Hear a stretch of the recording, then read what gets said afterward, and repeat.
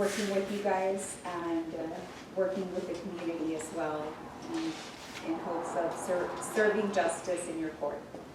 So thank you for the opportunity. Thank you very much.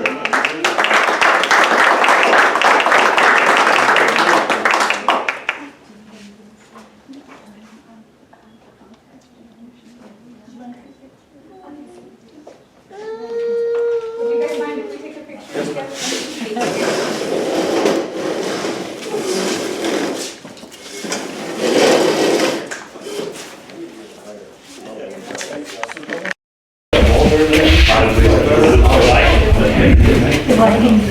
Oh yeah, that's really good.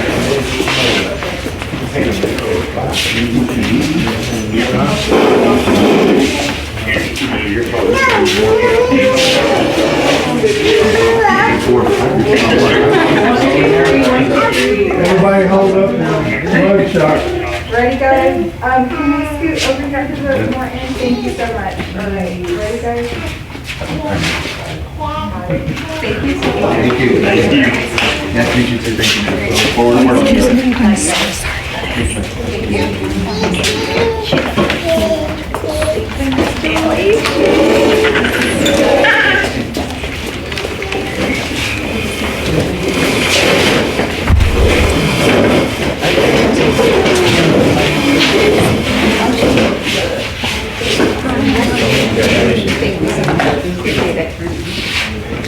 All right, we're going to go back up to agenda item number 2, and that's the consent agenda items.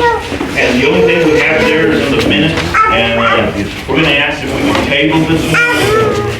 We don't have the minutes here tonight. We're just going to put them together with the closed session minutes in the next meeting.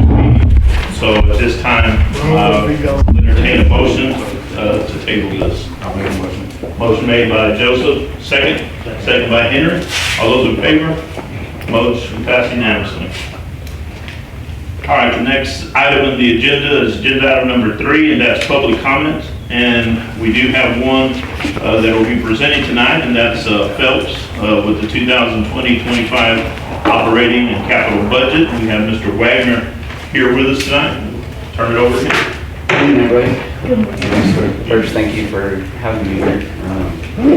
I'd like to get to know everybody that's new at some point. I'd offered to Mayor to come and visit with y'all for lunch maybe one day, and kind of get to know y'all. Y'all are one of our owner cities, so getting to know y'all and what y'all are wanting over here in Stockdale. I was talking a little bit with the mayor before, and I know y'all have an industrial park. I'd like to get a substation here at some point to help y'all's reliability, as well as serving some of those industrials as they come in, and give y'all an opportunity to make that a selling point. I don't know when that's going to be. You'll see in the presentation. It's going to be in probably past the 5-year horizon, pending any industrials that come in, of course. So keep that in mind. If y'all have an industrial come in, I've got a plan to get a station here. I don't know where yet, but well, I know how I'm going to get the transmission to here, and we just got to have a set point when we actually have that, make that happen. So everyone should have a presentation in front of you. We're going to go over future planning first, and we'll go into the recommended budgets, and then of course any questions at the end. Open floor. If y'all have questions while I'm presenting, please don't hesitate and ask away. When we get through the budget part, I'm going to go fairly quick through that and get to the meat of the totals. I have all the backup data in there, so if you want to look through that backup data while we're talking, you're welcome to. I'll highlight a few things to make sure y'all know where some of the money is going, but outside of that, I don't think we need to go through detail line by line unless you want to, and we can do that. So it's there for you to ask questions. So going into future planning, the first page that I have is substation forecast. The reason I'm bringing this to y'all's attention is this substation forecast is exactly how we bring substations online. When do we need them? How are we overloading the existing transformers in each of the substations? So you can see that in 2025, we were actually going to build and expand on the Floresville substation. I'm sure y'all saw in the paper, I actually put a halt on that project.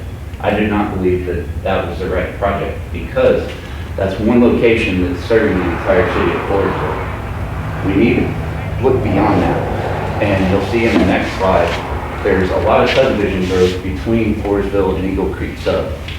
A lot of subdivisions.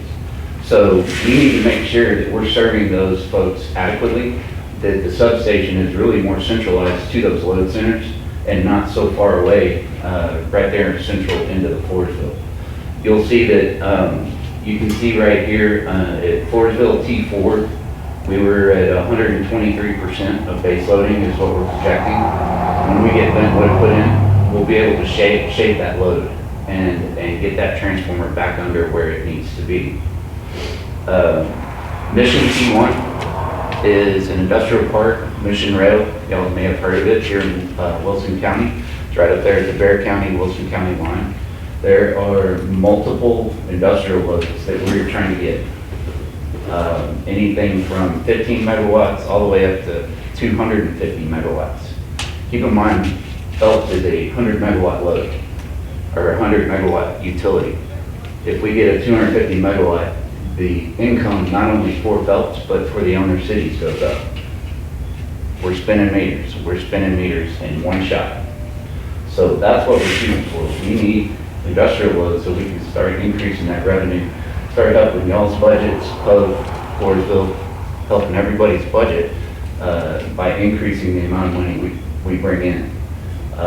Right now, we're about a $50 million company.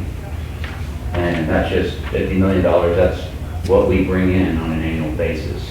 Anywhere from 45 to 50. That's going to start increasing quite rapidly with the subdivision bill. Any questions so far on the spreadsheet that I have? Okay. Moving forward, the reason I'm bringing this to y'all's attention is I want to show you where the subdivisions are, which are right there between Floresville and Eagle Creek. You see 6,000 plus homes, 180 plus homes, 500 plus homes, 2,500 plus homes, and 900 plus homes.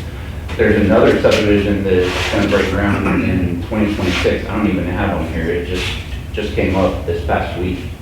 So it's another couple hundred homes. It's right there at Riverbend, where I live. They're about to break ground on it. In fact, we have a meeting with Mr. Kuntz in 2 weeks, I believe it is, to start that process of getting underground for that section. So we are 18,000 meters. We have about 11,000 meters on the books that are platted. If that'll tell you anything. That's nearly doubling what we have today, 75% anyway. So I want to make sure y'all understand, I'm thinking long-term. I'm thinking big picture. I try to let everybody do their day-to-day work. I'm still having to do a little bit of day-to-day work because I need an engineer. But that's fine. That's part of what I signed up for. So just to give you an idea of the substations, the one we'll start at the top, the northwest corner, that's the Mission Rail substation. And keep in mind that these are in no order of when they're going to be built.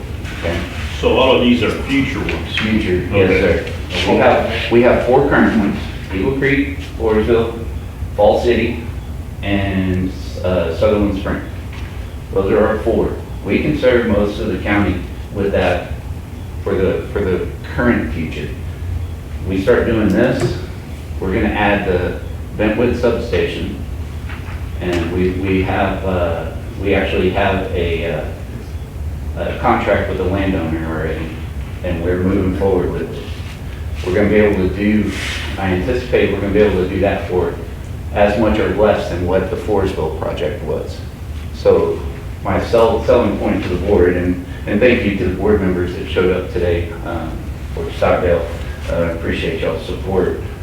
But the substation, I believe I can get done for as much or less, and I'm pretty sure I can get it done for less than what the Floresville substation was going to cost us. So that'll give us a new point of delivery. It'll be right there centralized. So the substation that I'm talking about, Bentwood, is right there between the 900 and the 500 there on the map. I still can't believe that happened. They give me a hard time because I got excited. But you hardly ever find a spot where it's exactly where you want it when you're talking substations. This one is exactly halfway between Eagle Creek and Floresville. It's right where a set of regulators are, which means that's where the voltage drop is hitting its maximum before we have to bump it back up. Well, guess what? We can take those regs out. That substation's going right there. So I'm really excited about it.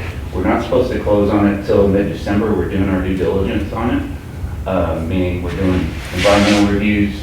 We're making sure surveys are good. We're making sure we're doing a topo to make sure the slopes are good. In fact, the site that I found is almost flat. You're gonna have some taper on it just to have water runoff on a substation site. This one has about that runoff that you need.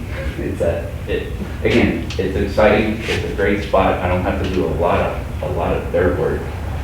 The only thing we may have to do is scrape off the top and put some select fill in. But I just want y'all to know I'm looking for the future of this place. I'm not trying to do status quo.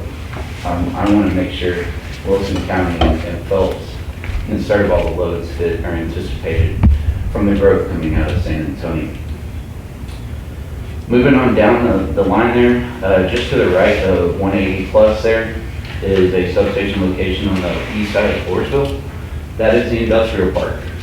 I don't know, I've only known one load that's talked about going there, but I haven't heard anything in several months. So that's way in the future, unless some load just decides to come on. But I can see a substation there in the event we have some large loads like we're anticipating in Mission. And then last, down that line is a substation there on the northeast side of Pope. Again, back to my original comment, it shocks me ever since I've been here that two of the owner cities don't have a substation. It really does. And the reason I think that's important is directly for the reliability. We have to have reliable service to our owner cities. We have to have reliable service to everybody, don't get me wrong. But it's just odd to me that the owner cities two of the owner cities don't have that. And then the last one, of course, is the substation to serve Stockdale. So I could see the Poth substation being done within the next 5 years, maybe 3 or 4, because of the loading of the transformers at Floresville and the growth as it's coming down 181.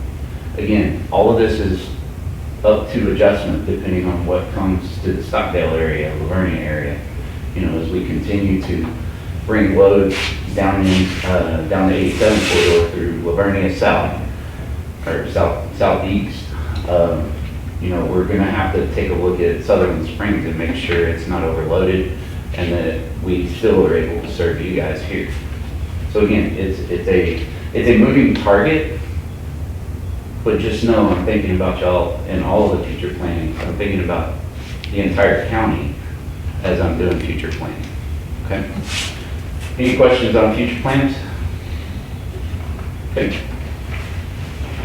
All right, now to the guts of what I'm asking for tonight. When I'm done with the budget presentation, what I'm asking for is an approval from the Stockdale City Council for this budget. I've got a slide at the end. I'll give you an update on how our approval went with the Phelps board, but let's go through the numbers real quick. Currently, we have about $19.5 million in fuel costs through September. I didn't have the updated October numbers when I put this together a couple days ago, so we're anticipating just over $24 million in costs. Again, remember, I mentioned earlier, we are a $50 million company. So we have $50 million that we are billing people and getting money. So all of that is going to be offset by all of the expenses that you're going to see tonight. 24 million. We're projecting about 24.5 million in costs. I do want to make some notes here though. In 2026, our power costs are kind of unknown. And the reason is because our contract with CPS is up in December of 2025. We're going to try to either extend that contract or negotiate a new contract with CPS.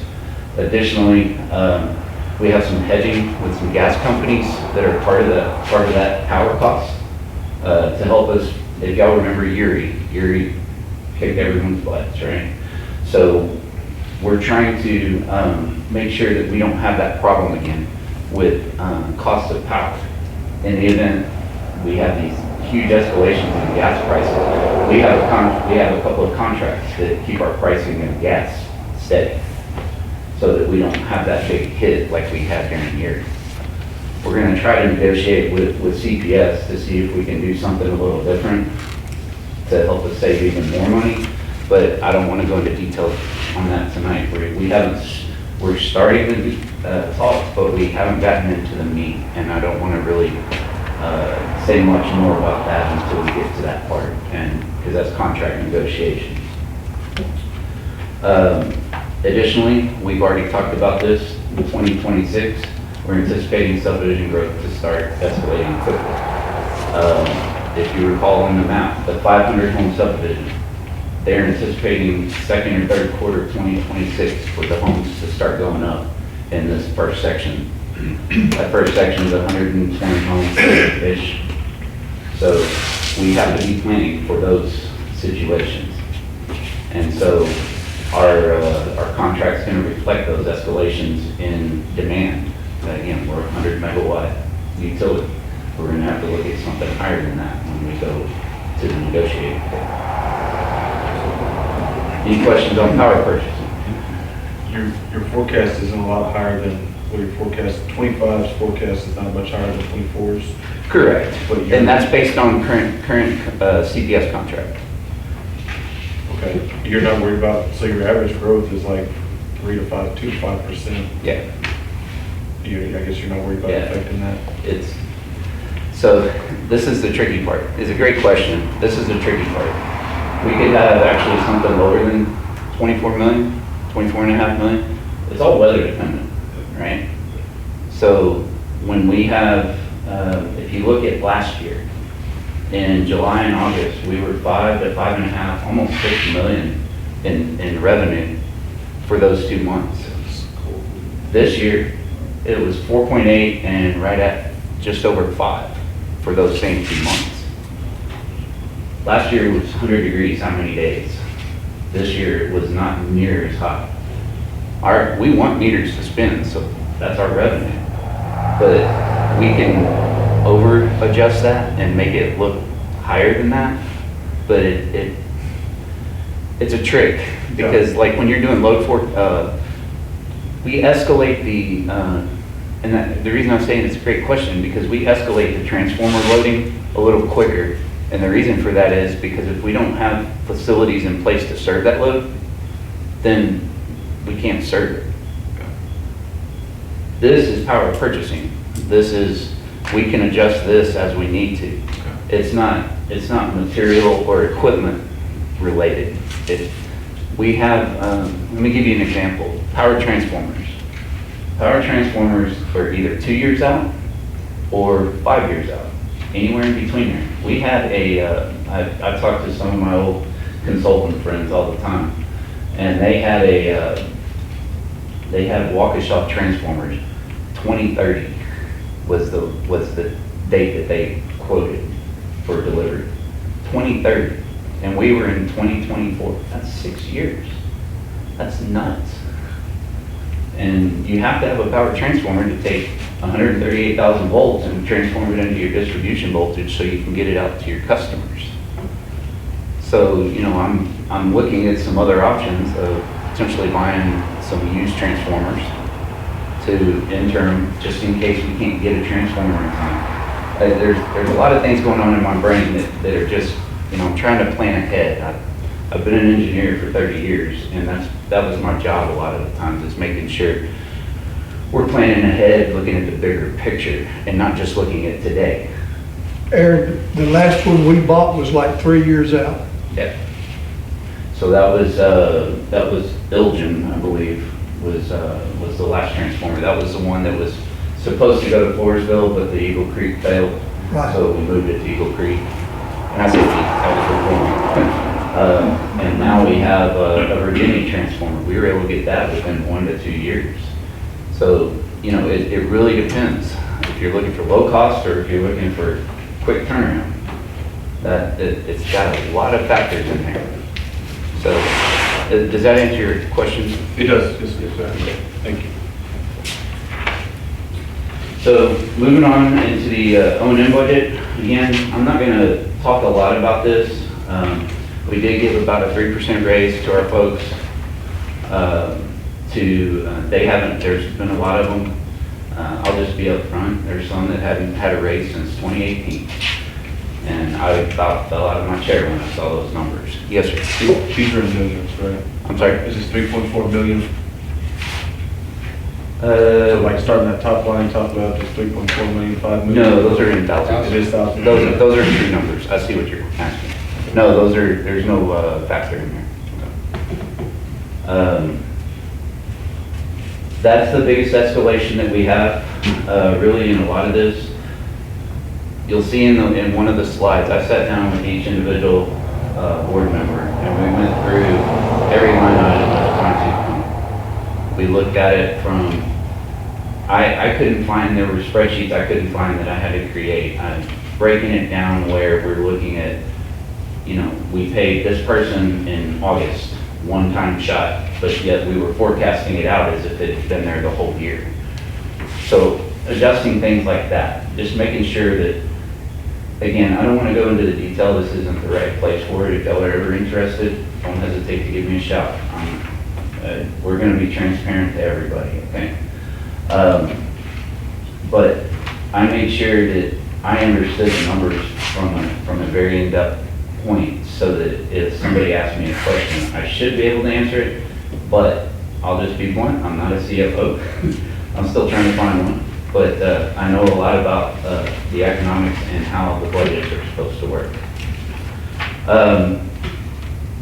System maintenance and operating are two of our biggest factors. That is our lines, our bucket trucks, our linemen, our line designers, everybody are piled into those two. And that is where a good chunk of this budget comes from. So when we're looking at this, just know that that is a lot of money sitting right there. Now, on some of it is actually reimbursed by the customer. We have aided construction. So those factors are also built in. Moving on to the next one, we have storeroom, meter reading, customer records and collections. That's our folks up front. The ladies do a tremendous job, not only in our customer service, but as well as our billing and our accounts payable departments. So, any questions on those couple of sheets? Customer accounting, that payroll, just so you know, that 800,000 shown for 2025 is our customer service reps. We are trying to make sure that we maintain 4 to 5 customer service reps at all times within that department. Since I've been here, we had a retirement, one leave, and so we've been kind of a skeleton crew, and it really shows how stressed everybody gets. We're having to pull some of our backups. We have backups within the company that we bring in to make sure that phones are answered. We want to make sure the customers are taken care of. Continuing on, one of the bigger ones, again, administrative payroll. That's myself, the CFO, our COO, our CTO. CTO is Chief Technology Officer. He runs all of our computers. He's actually over computers, metering, dispatch, and our GIS system. So he has a very broad range of things that he does, not just computers and the network. Professional services. We had an estimate that was considerably higher for the professional services. I'm just pointing that out because the number that was being shown to me, I didn't agree with. It was over 700,000, and I didn't agree with that. There was an audit that was in there that was crazy numbers, and a couple other things. So I brought it back down to earth. You can see back in '23 we had 407,000, so it's not out of the ordinary. Been trying to shave a lot of our professional services because since I'm an engineer, I can do some of the things until I get to a point where I can start getting professional services back into play. Human resources, again, payroll. The board had asked for a bonus line item. That bonus is not necessarily paid out. That's just a line item that gives me some flexibility if we want to do bonuses. I will always tell the board about it. We're going to talk about that at our next board meeting here in December, just so they know what's going on. And again, my transparency, I'm not trying to hide anything. I know bonuses were given historically, but there was never a line item for it, and I don't think that's right. So we added that in about midway whenever we did the amended budget last year, or sorry, for this year. I think that was back in what, April, May, we did. So basically what the CFO that I had in-house and I, we determined that we didn't have enough money in the budget from the guy that did it back in the end of '23. And we needed to do an amendment real quick so that we could, I believe we were floated through October, November, but those last 2 months were questionable whether we would have made it.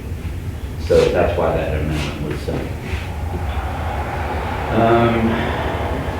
Moving on to the next page. Franchise fees, we have a couple of cities we have to pay. Those are straightforward. Community support, we're always wanting to give to our communities, and give the scholarships. We have, we've donated to various organizations. And if y'all have an organization that y'all want to be considered, let me know. But it's always, I try to find a way to support no matter what.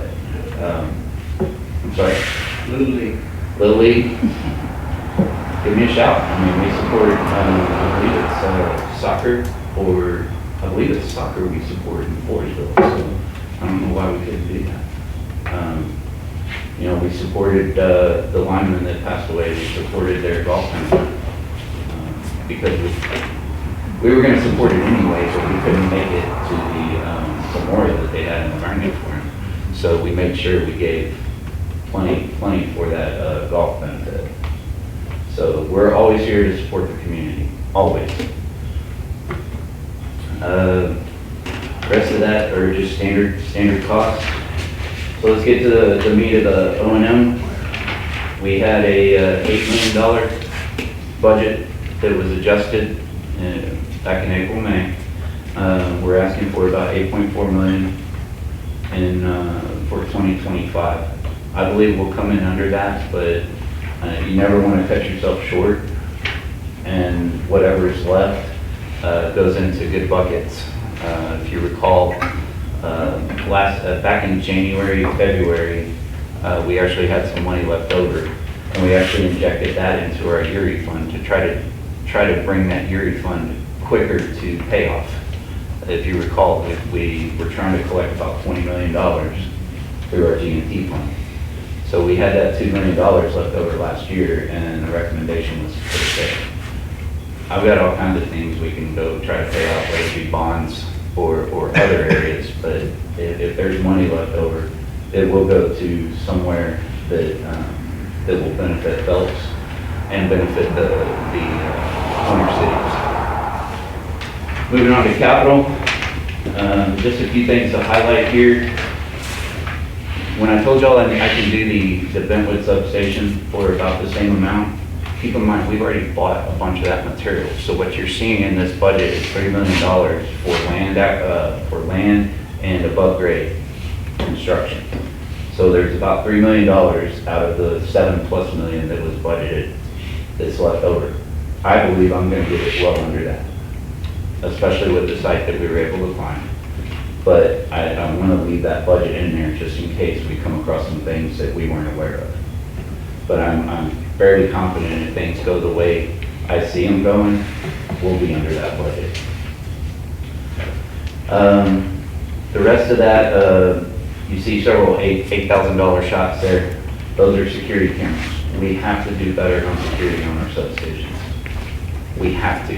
We've got too many people that are bad in this world. We need to keep the honest people honest by keeping the gates closed. But if somebody does enter into that station, we need a way to track them and get them to pay for whatever damage they've done within the site. Copper theft, people going in there who know how to operate devices, and go in there and open breakers. You can get in a lot of trouble for that from a NERC perspective, which is in the national level, all the way to ERCOT. You can get a lot of trouble for that. So I'm trying to put in some security measures so that we can make sure that we can track people if they do decide to be mischievous.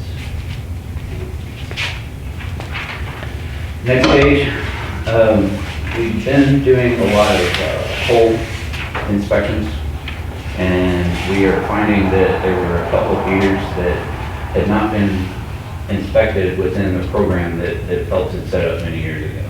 And that inspection cycle is supposed to be every 10 years.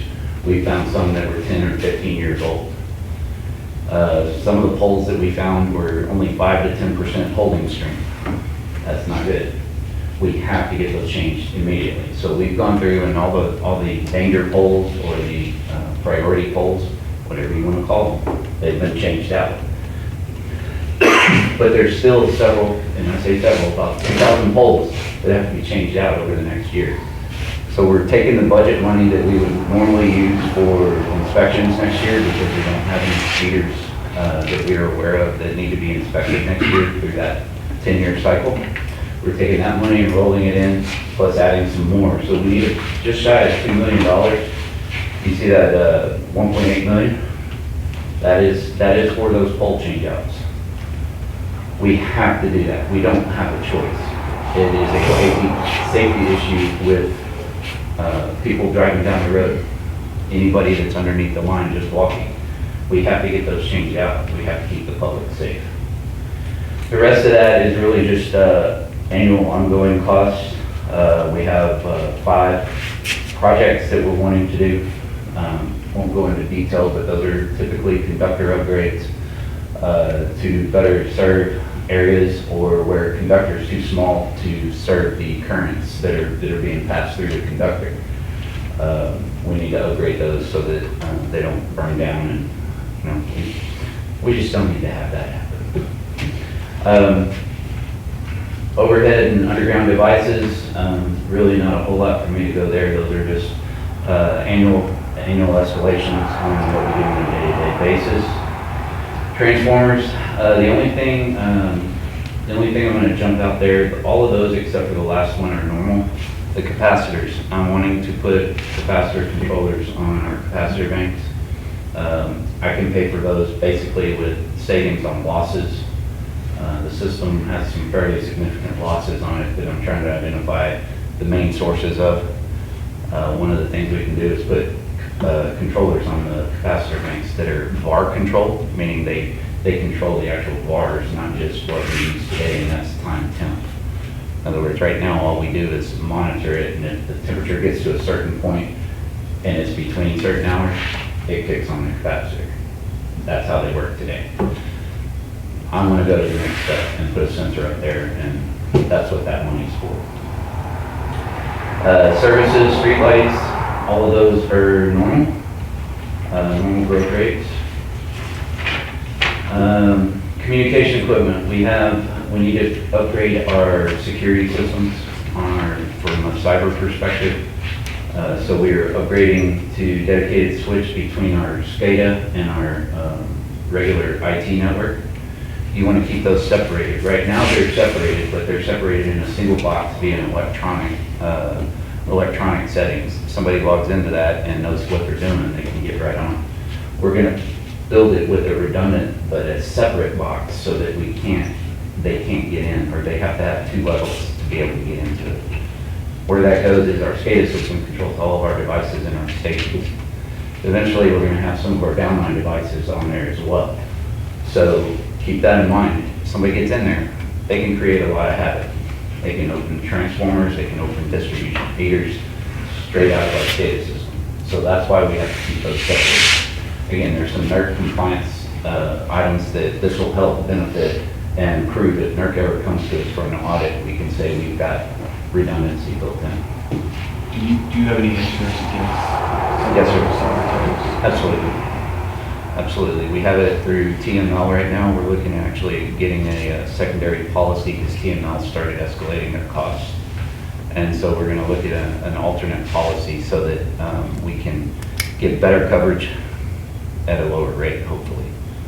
We have not had any issues, but that's not to say. I can tell you right now, I can go talk to our IT guy, and he will tell you we're getting hit every second with somebody trying to go a bot, some type of bot trying to get into our system, and we're blocking them every time. But that one that gets through, it only takes one. Let's see, AMI meter shop, one of the things I found when I got here was we don't have a meter shop. We're actually just winging it inside the building. It's not fair to our meter guys. They don't have a really good working space.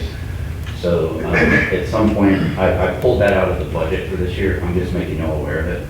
I plan on expanding our warehouse, not expanding it to make it bigger, but building a meter shop inside our warehouse in a space that we're not using right now. And we had budgeted $300,000. I thought that was a little high, but that's what they had budgeted. We're going to come in way under that because we found some other contractors and another way to get some of the things we need at a cheaper price. So when we get to that point, I'll be getting with the board and we're going to talk about whether we can use it. Maybe that's some, if we have money left over at the end of this year, maybe I use some of that money to go ahead and get that built. So, Is that in the new location right there at the entrance in Floresville on 181? yes, sir. Yeah, that's the only office we have. And is that the only extra space y'all have, or do y'all have more room to expand there? Well, I mean, we can expand the building, sir, but I'm trying not to build any external walls because that's when it starts getting really expensive Yeah. and your inspections and all the fun stuff. So I'm trying to keep it internal so that we don't have to build external walls. I mean, y'all know what those little split units for air conditioning. We can put one of those in there and have it, well, it'll be right on an outside wall. It'll have a door that's already there. We won't have to put one in. The only thing we'll probably add is a door on the other side and a rolling door so that they can get the forklift in and out for some of the bigger equipment. So anyway, again, just staying transparent. I'm not trying to hide anything. I want y'all to ask questions as y'all go along, but I'm trying to give y'all everything you need to make your decision on the budget. Our radio system is failing on us. And when I say radio system, the two ways that our linemen use to talk back to dispatch or talk to each other. So we've planned on replacing that. That is a true replacement. That is not a month-to-month cost. We will own that equipment, and we will have a 5-year. I just saw the contract. It's a 5-year maintenance on that and support that comes with that. Basically a warranty. So we're looking forward to that. I know our guys are. We have a new process that we're using, 8-year cycle for all of our vehicles. It's not going to be based on hours or it's going to be based on, to give you an example, we have a large bucket truck here. Well, one of our diggers just decided to just kick it and about $30,000 to repair the transmission, and that doesn't include the dollars to try to figure out and make sure that that's exactly what it is. So we're going to shuffle it around. We're probably going to drop one of these large buckets, and the board will know about this in our meeting in December. We're going to switch that around. It gives us some flexibility anyway, because we can take one of these buckets that we were going to normally on a normal cycle replace, but shift it the next year and replace the digger for the 21. We also are looking at a reel trailer. We have some larger conductor that we use now for underground, and we don't have the equipment to be able to handle it. It's 1,000,000 or 1,000 MCM.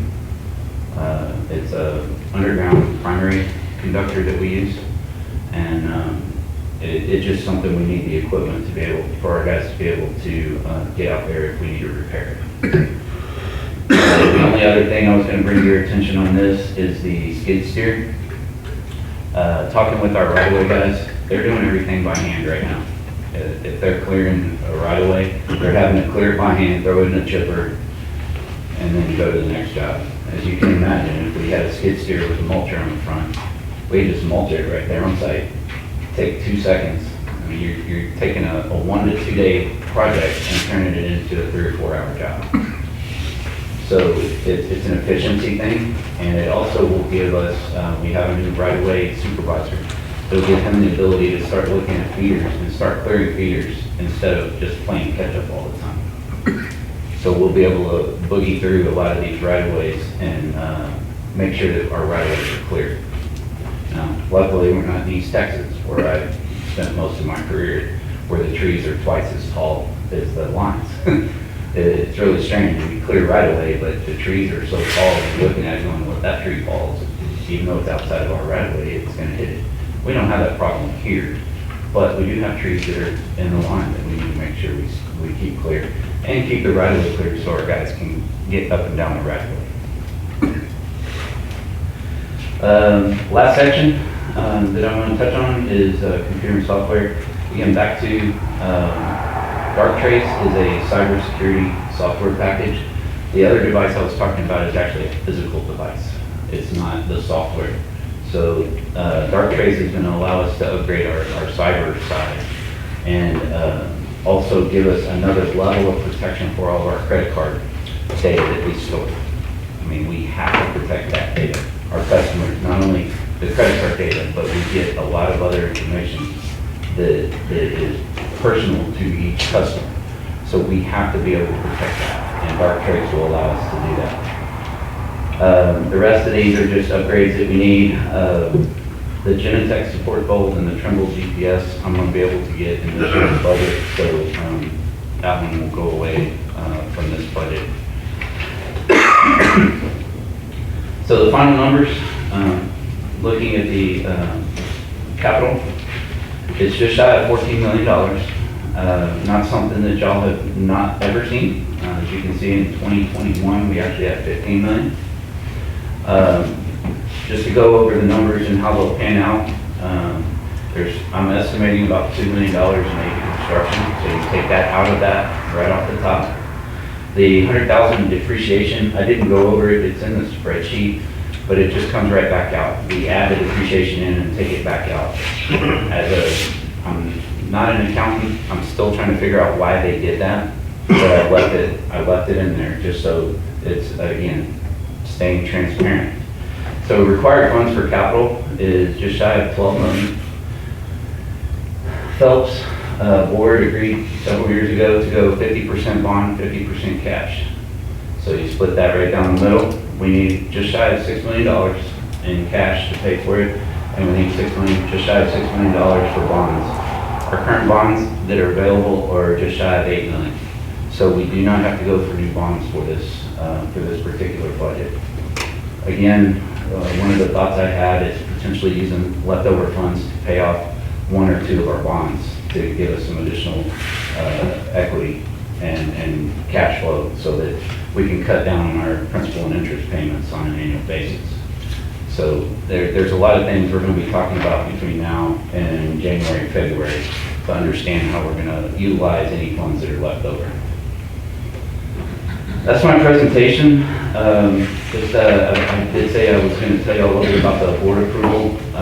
The week of October 14th, I met with each individual board member, 2, 3, or in some cases 4 or 5 hours with some folks.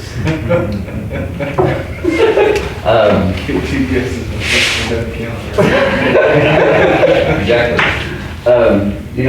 I really enjoyed it because it gave me an opportunity to visit with them and understand their concerns about how previous administrations had handled this. And it also gave me an opportunity to dive deeply into the numbers and allow them to understand what they were voting on.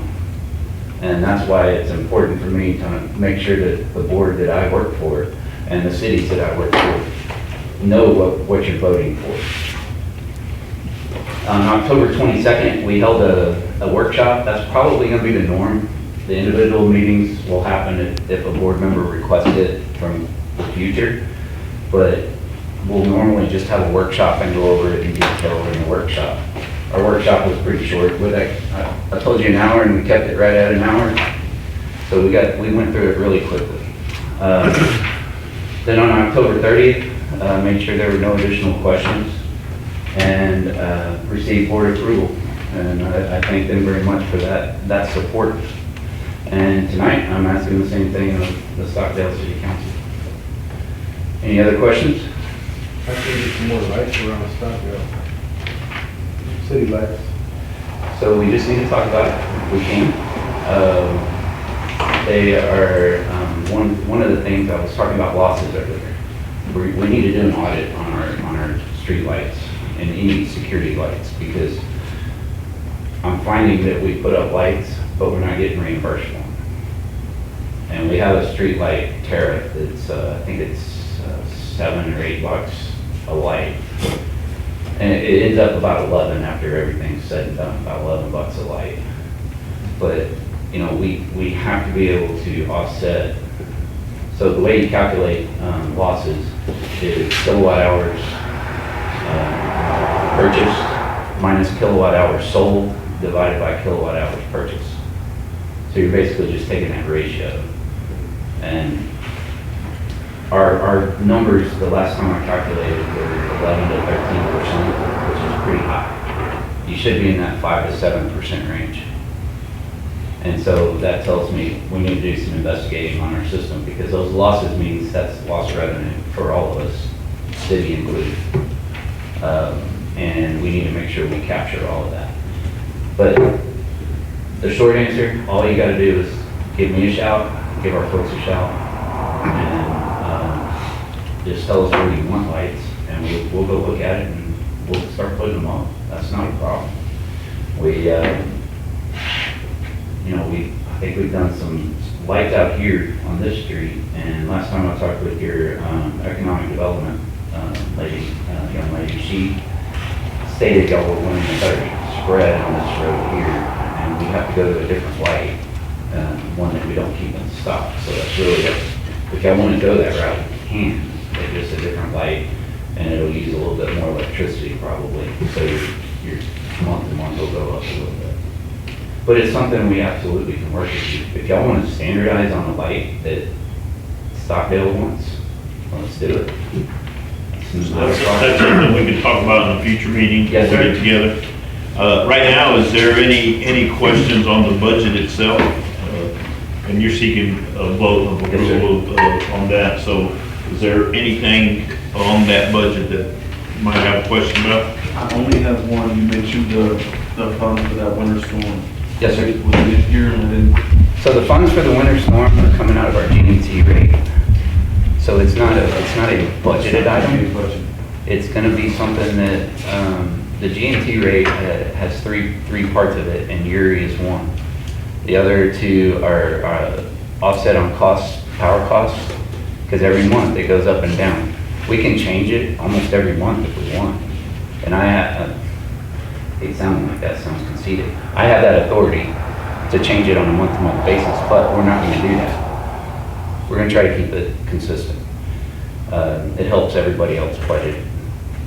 There's utilities sometimes call it a PCRF, power cost recovery factor. But the other, Uri, and then our cash on hand, we're planning to catch up on that as well. Because if you remember in the presentation I did with y'all for the rates, we went from 150 to 200 days. So we need to get that up to its 200-day cash on hand. So that's why you don't see that in there. It is actually buried in the build rate, and it's just a number that we don't even see it. It goes straight to that account. Any other questions? Mr. Draper, you have any? No. Okay. Y'all good on this end? Okay, yes, sir.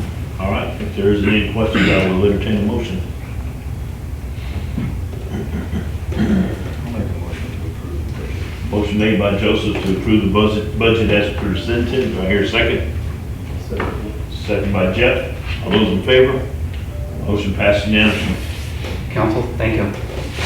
And I look forward to getting to know y'all. Like I said, I'd love to sit down with y'all sometime and just visit and shoot the breeze, talk a little football. Thank you That for sounds being good. here. We'll go through Mr. Mayfield and maybe schedule a time that we can talk about some lights and other things that we might be. Mayfield, just let me know when you wanna, you've got my business card. Let me know when you wanna meet and I will make some time.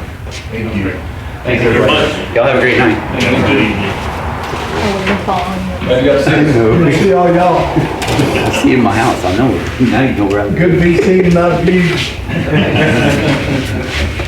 All right, we're gonna move on to agenda item number 5. That's old business. How are you tonight?